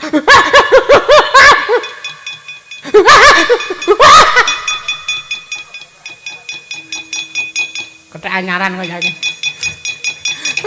Kurawan kok mencari Depat. Nggih.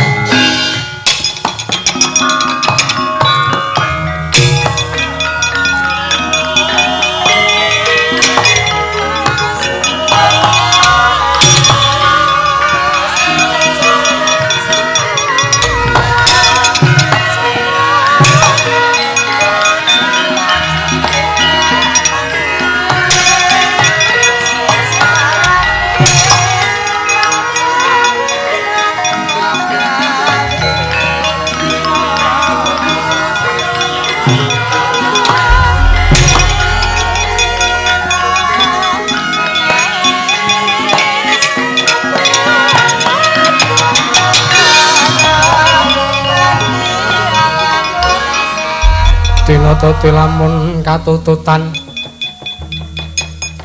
lamun mangsa prawira digdaya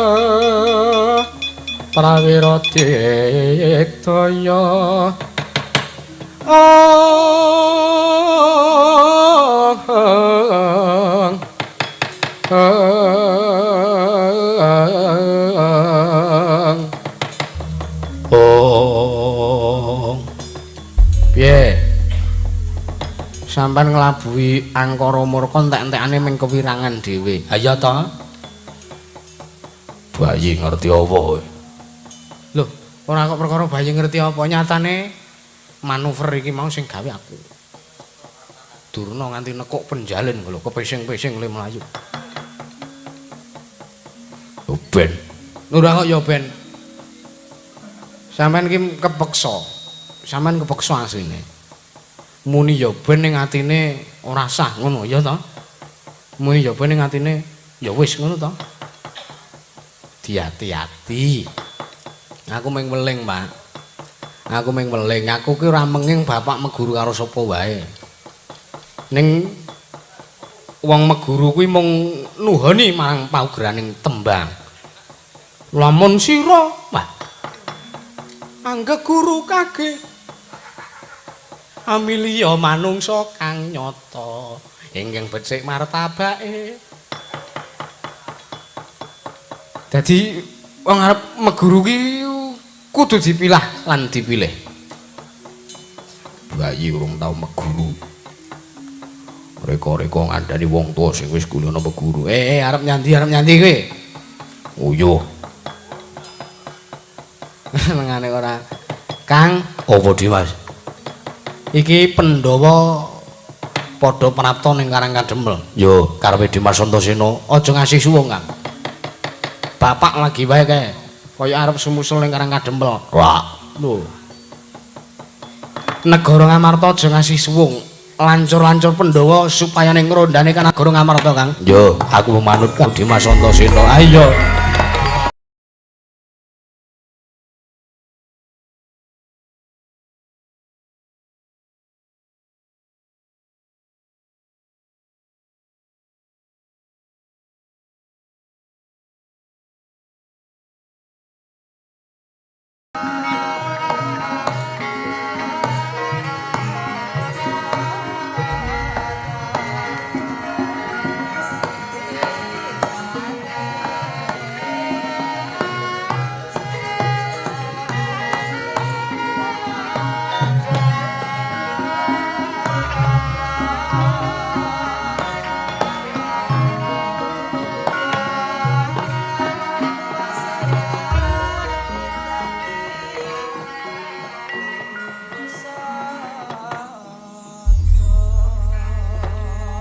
Meh parahina semupang Dewang Ngaruna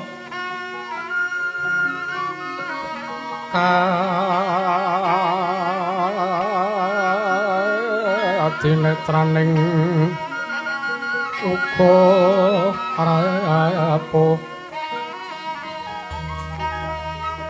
sadaning kukila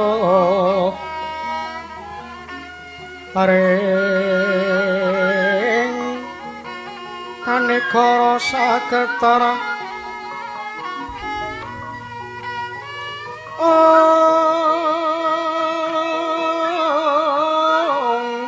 niki ning aku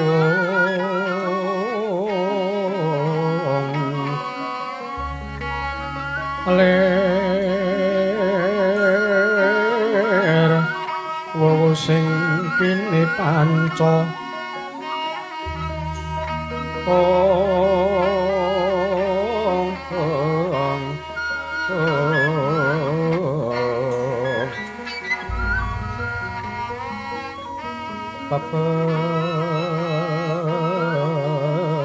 token ayam lono merak mangluwah ing pagagan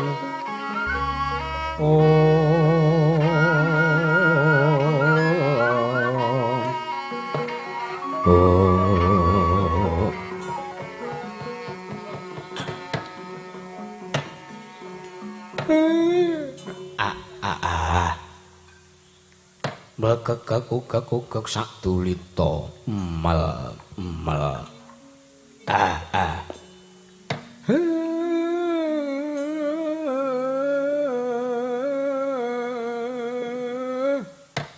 ketiban wahyu apa ning atase ming sak Semar lah kok teko dirawuhi Nalendra Gung Pinetara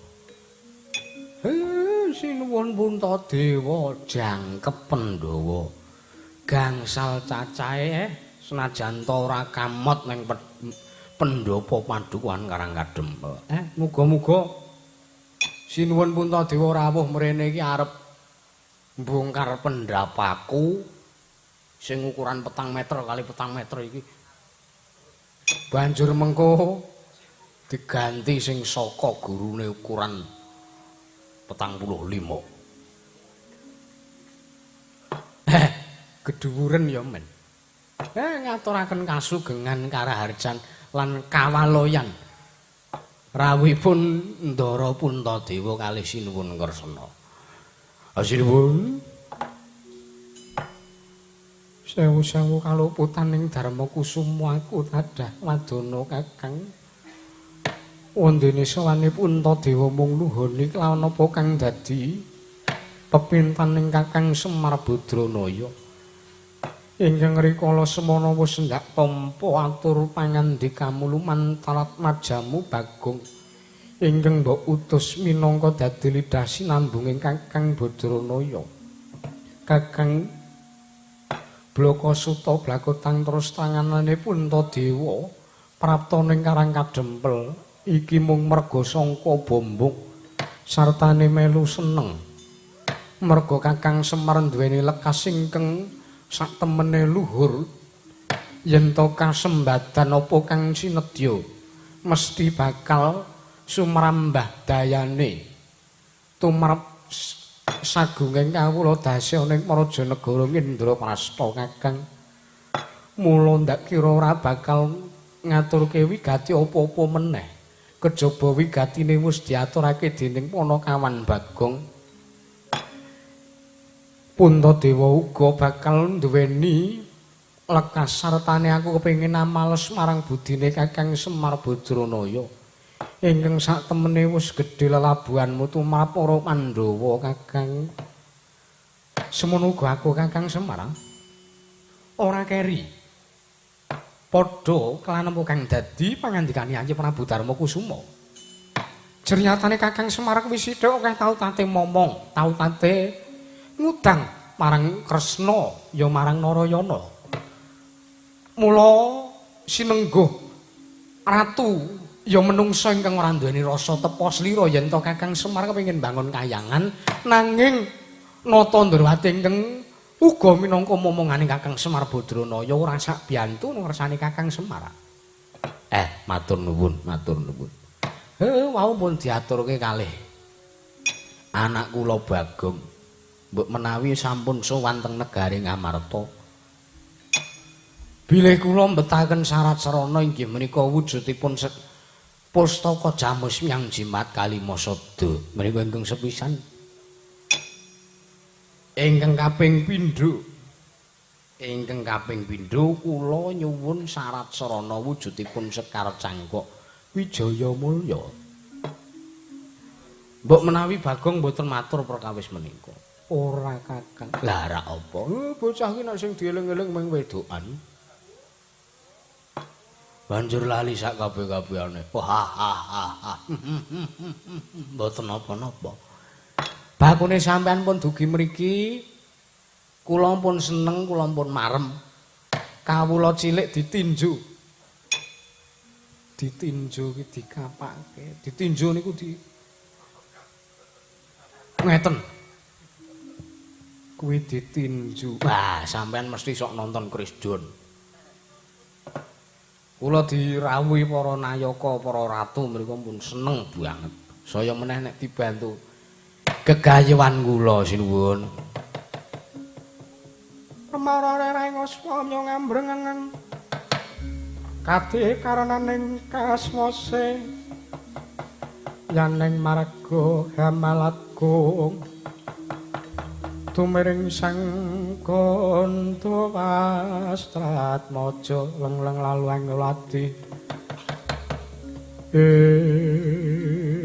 ngaton jupratanipun sekmaning sang Prabu Pandhu Dewayana Pindawarni.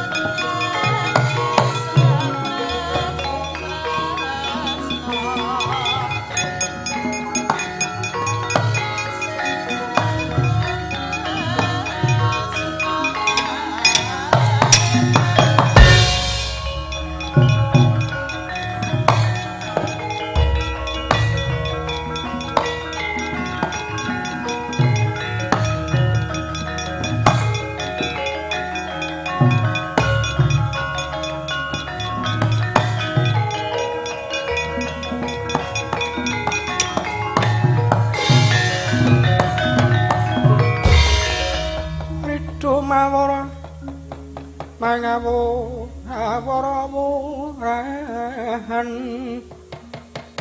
tengarane ngajuret kong maguru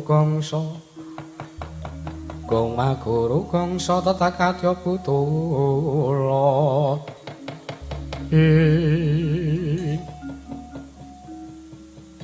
mboten mangling ingkang wewujudanipun cat katon cat mboten cat mawilek menika rawuhipun sinuwun Prabu Pandhu Dewayana kamangka kanthi wujud sukma Astunggara sidam sikaring bawana langgeng Kakang Semarya Kanjeng Rama kula ngaturaken sembah bekti kula kunjuk Yeye Darma Kusuma ulun tampa mboya lewat pangestu ulun tampanana sampun sanget anggen kawula pundi nuwun sewu sinuwun enten luput napa lah kok teka sak mangke Para Pandhawa nampi rawuh paduka monggo le rawuh kanthi kawontenan ber tatang kon kendange kodanan ber tatang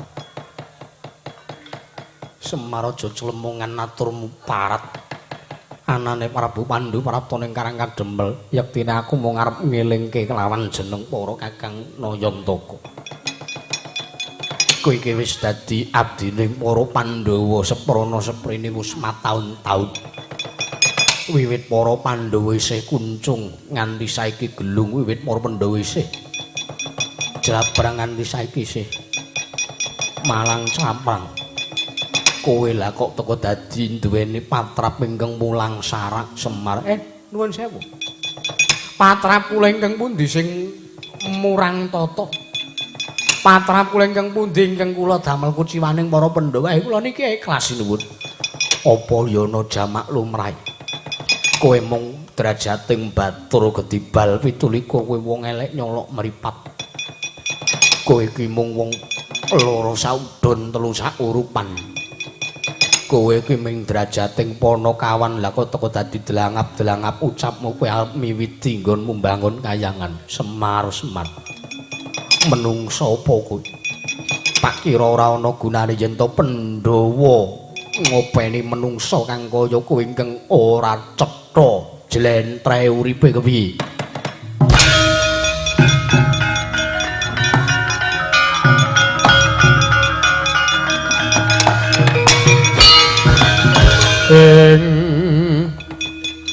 Jaja muntap lir kirentap duka yayasine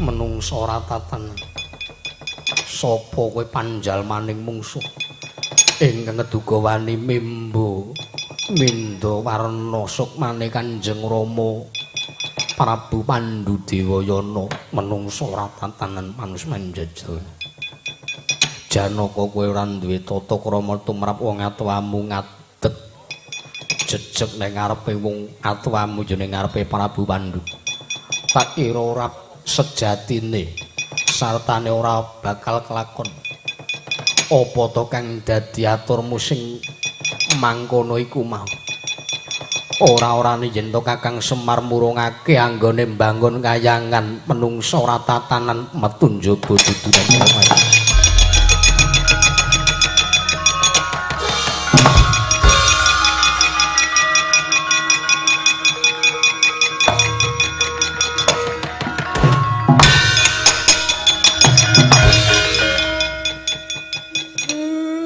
dadi kanane kaya ngene.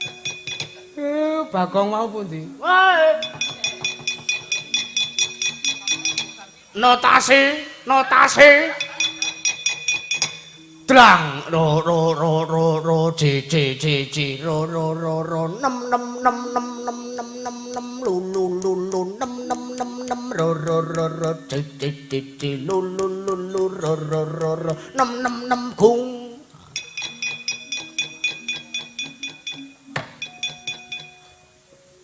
matane ora kena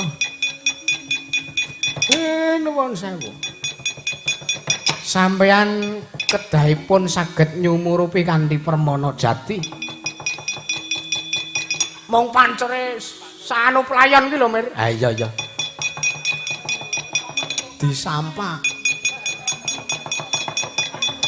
sampeyan kedahipun saged pirsa dumateng kawontenan ingkang sak nyata babakan apa Kakang babakan iki wau cobi to leh kula nyuwun syarat srana sepisan wujudipun pustaka Jamus Myang Jimat kalima sada menika awet menika dados simbol menika pralambang dados sasmita bilih kalima sada menika wujudipun gegebengan gangsal perkawis ingkang tansah dados regemanipun para Pandhawa. Iya dadi regemane para masyarakat, para kawula. Pancadharma menika dados gegujenganipun para kawula sak negari Ngamarta ingkang sakmangke sageta dadi pepemut tumraping para kawula dasih. Iya Kakang Semar. Lah nggih. Saklajengipun wujudipun Sekar Cangkok Wijaya Mulya menika nuwun sewu. Menika wujudipun kembang ingkang saged nguripi lan gandane mangambar arum. Menika dados pralambang asmaning Sang Puntadewa inggih Gusti kula Ngamarta menika badhe arum kuncara anjayeng bawana. Mergi nuwun sewu keduga saged ginakaken kanthi trep, ginakaken kanthi bener becik menapa ingkang dados wujudipun gegebengan gangsal perkawis menika. Pramila inti pirembagan saking ature Semar leh arep mbangun kayangan iki. Semar niki ora mbangun kayangane dhewe ning sing mbangun kayangan ya kayangane kawula sak negara Ngamarta menika menawi Sinuwun Puntadewa kalian Sinuwun Puntadewa kalih Semar ya tiga serangkai menika menawi tasih nyawiji dadi siji Ndara.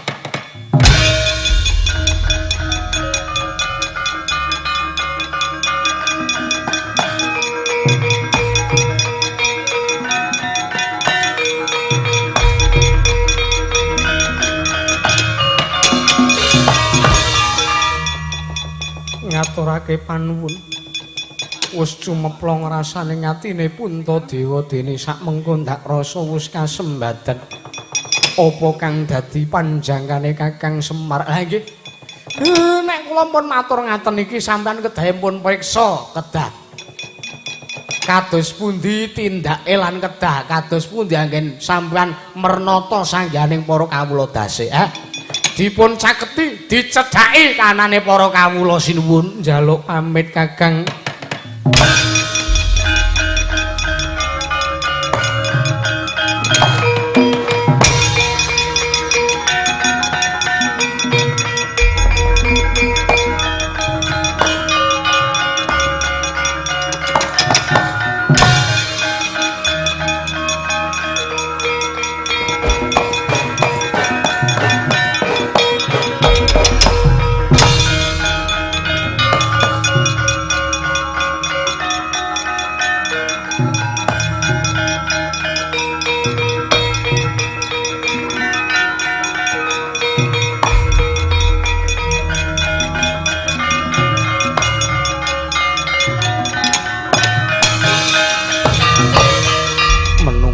Tatanan karo wong tuwa ora bisa tata krama ning endi dununge anak teka sak mengko aku iki wong atuamu lah kok teka dadi delangap-delangap ucapmu ning ngarepe wong akeh.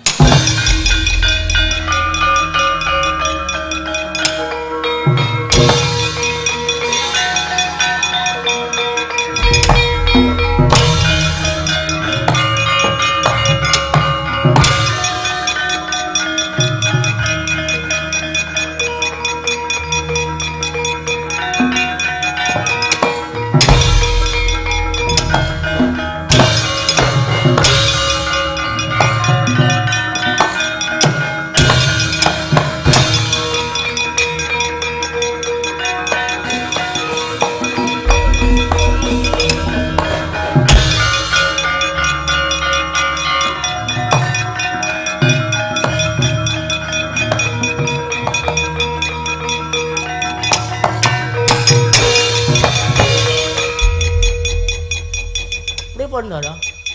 Eden. Wujuding sukmane Kanjeng Rama Prabu Pandhu Pindawarna teka ambuhe kagila-gila. Mengkirian sampean nek ngerti pengapesane, wah mengke sampean getun. Setyaki. Terus, Ndara mandi lagi. Wah, udut jatahku kok ya iki. Apa kowe arep udut grendel kaya? Wah, lah saudut-udute nek ngono iki. Saudut-udute kalu. Ngerti? Udut kula grendel durna niku. Timbali Kang Raka. Sapa? Kang Raka Madukara.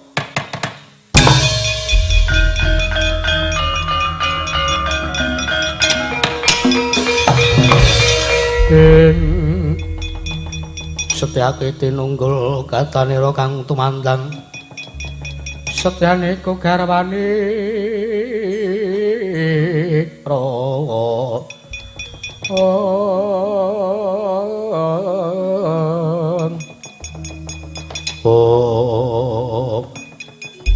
nyadung dawuh Kakang Mas Yayi Setyaki pripun apa kira-kira si Adi iso ngundurake sukmane Kanjeng Prabu Pandhu Pindawarna mangsa wingil niku mungsuh kula niku.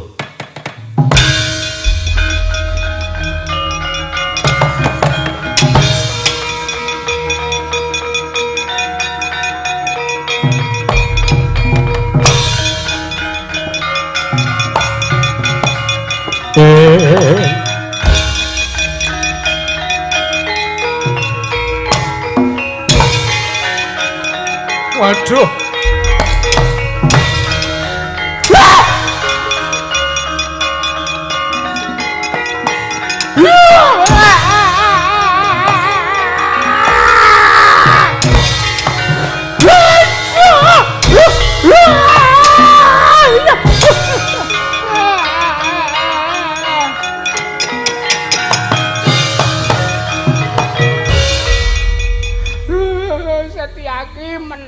Setyaki meneh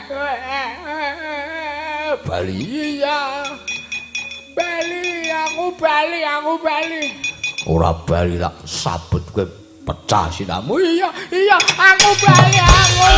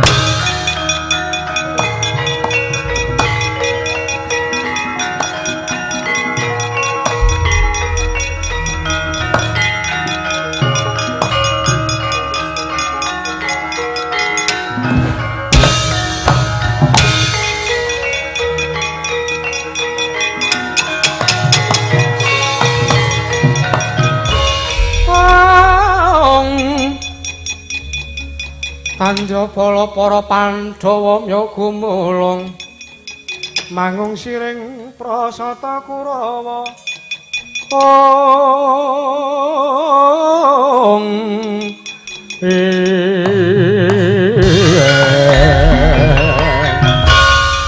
menungsa ora tatanan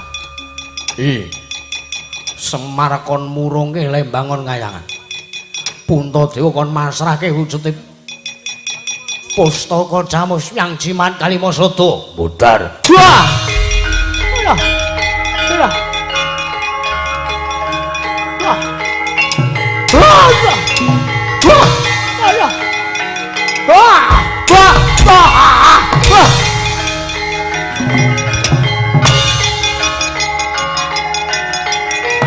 Hier.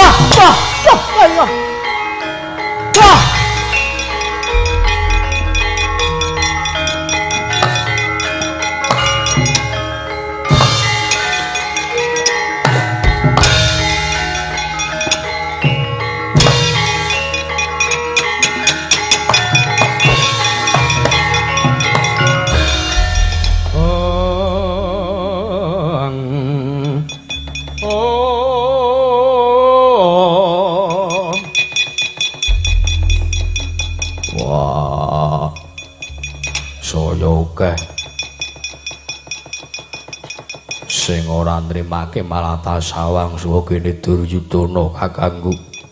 Wah, Baliyo mundhak kesapu mbarat dening aku kowe.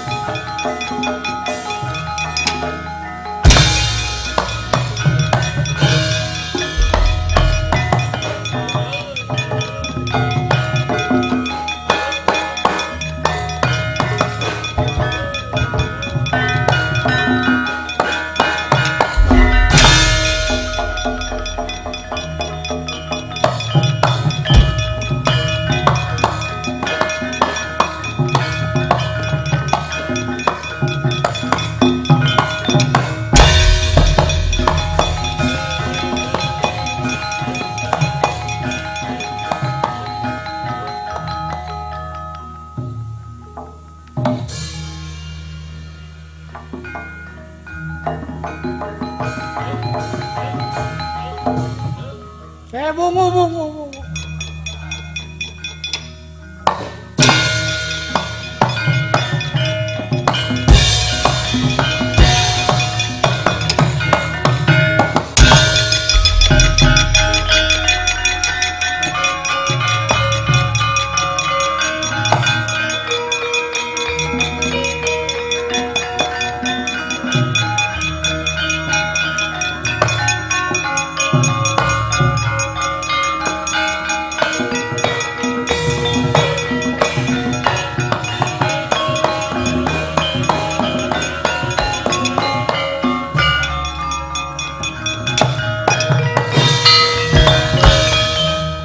Purna gatining ceriyos jeneng sela ager-ager wah ngawur Semarang mater kali sesondheran hapurenta wonten lepat kula